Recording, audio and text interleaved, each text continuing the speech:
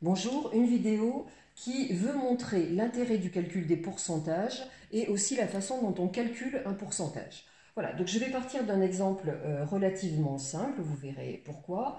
On considère qu'on est dans des élections, par exemple municipales ou peu importe, et on a donc dans un village A qui contient 3000 habitants, 1500 personnes qui ont voté pour un candidat que j'ai noté X.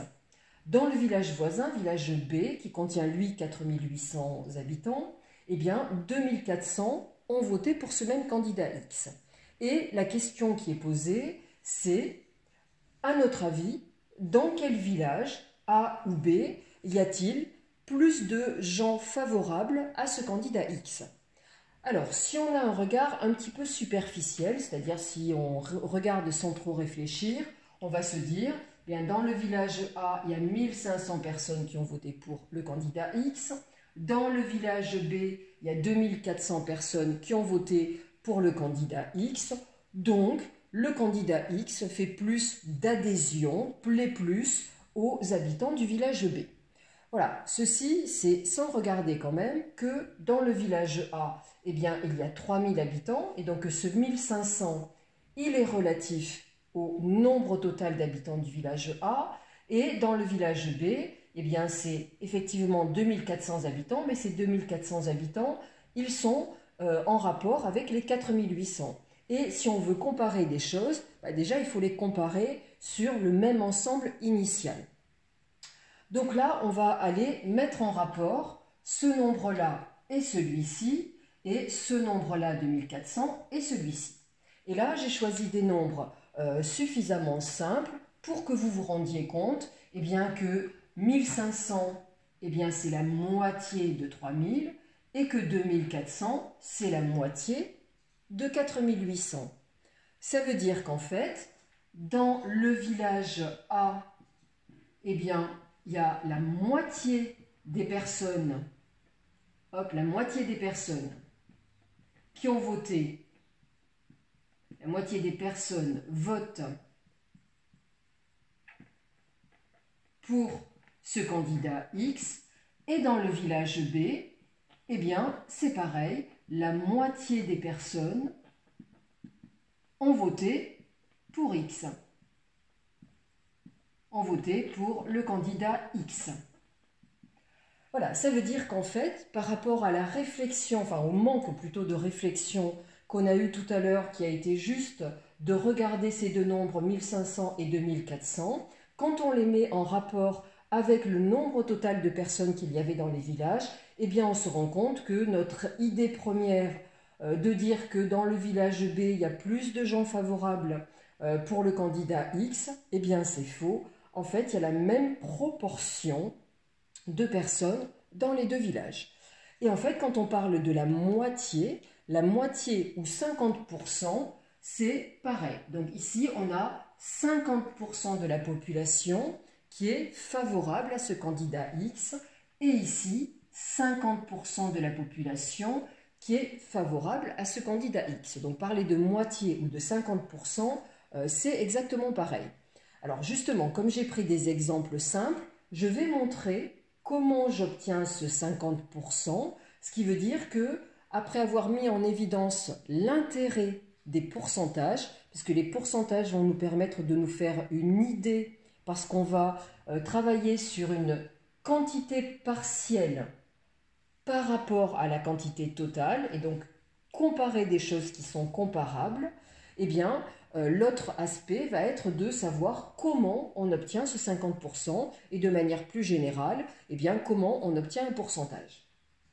Donc, j'avais pris 1500 personnes qui étaient favorables à ce candidat X sur les 3600. Donc, si vous avez entendu, 1500 sur les 3000, donc ça donne 1500 divisé par 3000. Voilà, 1500 divisé par 3000, comme 1500 c'est la moitié de 3000, ça fait 1/2 ou 0,5. Donc 0,5 ça ne fait pas 50. Hein. Et pour que ça arrive à 50, donc à notre 50%, eh bien, il faut que je multiplie ça par 100. Effectivement, donc ça fait 0,5 multiplié par 100, et 0,5 multiplié par 100, ça donne 50 et donc notre fameux 50%. Là-bas, eh bien, 2400 personnes étaient favorables au candidat X sur les 4800. Donc, puisque 2400, c'est la moitié de 4800, ça veut donc dire que ça vaut 1,5 ou 0,5. Et pour obtenir mon 50%, eh bien, donc pour obtenir en pourcentage, je multiplie par 100. Donc, ça me donne 0,5 fois 100 et ça donne bien les fameux 50%. Voilà, de manière plus générale, je vais changer un petit peu les nombres de l'énoncé. Et tiens, je vais dire que dans le village A, cette fois-ci, il y a 3716 habitants. Voilà, donc je mets des nombres un petit peu plus embêtants. Et les personnes qui sont favorables à ce candidat X, eh bien, il y en a 1928. Voilà, donc là, cette fois-ci, c'est pas la moitié. Dans le village B, qui contient 5279 personnes, voilà, 5279 personnes, eh bien, je sais qu'il y en a 2635 qui ont voté pour le candidat X. Et mon objectif, c'est de dire, eh bien, dans quel village la part des personnes est plus importante pour justement voter pour ce candidat X. Donc, le candidat X rapporte le plus d'adhésion dans lequel des deux villages, le village A ou le village B. Donc, cette fois-ci, c'est un peu moins évident que tout à l'heure. Donc, je vais calculer les pourcentages, vous aurez compris pourquoi, parce que juste comparer ces deux nombres, c'est loin d'être suffisant et d'être représentatif de ce qu'on est en train de chercher. Et pour calculer les pourcentages, eh bien, qu'est-ce qu'on avait fait tout à l'heure? On avait fait le nombre de personnes qui avaient voté pour X que l'on avait divisé par le total et on avait multiplié ça par 100. Donc ça veut dire que dans le village A, la part, le pourcentage des personnes qui auront voté pour ce candidat X, eh bien, c'est 1928 divisé par 3716. Donc ça, c'est juste une fraction. Et si on veut en pourcentage, on multiplie par 100. Donc en fait, qu'est-ce qu'on fait? On prend le nombre de personnes qui satisfont ce qu'on attend, donc avoir voté pour le candidat X, divisé par le nombre total de personnes qu'il y avait dans cette population, donc les 3716, et pour avoir des pourcentages, on fait x 100. Voilà, si on prend la calculatrice, eh bien là, on va trouver que ça vaut à peu près, donc c'est pour ça que je mets le symbole avec la petite vague, à peu près égal à 51,88%. Voilà, on voyait bien que 1928, c'était un peu plus que la moitié de 3716. Dans le village B, je vais calculer le pourcentage des personnes qui vont voter pour ce candidat X. Donc, je prends la part de ceux qui vont voter, 2636. Je divise par le nombre total de personnes, 5279.